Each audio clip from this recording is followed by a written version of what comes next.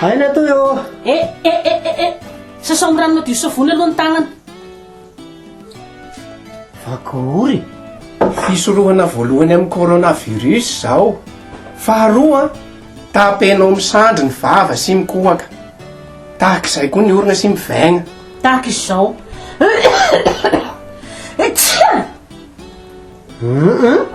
Fahatelo, samy fandray tagnana, samy fampikasokasoka. Fa asiana elanelagna ray metasy.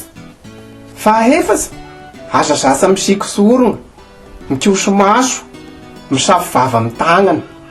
Zao ihany. Ary farany a, fahadio ny mandrora, na mandrehoka, na magnisindelo etseroa. Leko Na ia, agnareo sasany fadio manomboka izao. Ireo abiaby reo a, ro fisorohana sy fiarovana amin'ny coronavirus. misaosa. Raha sasarotra zao raha olo. Fa le voahaza sika aby zao, de voaharo amin'ny aretina sika, ny akohona sika, ary ny firene sika.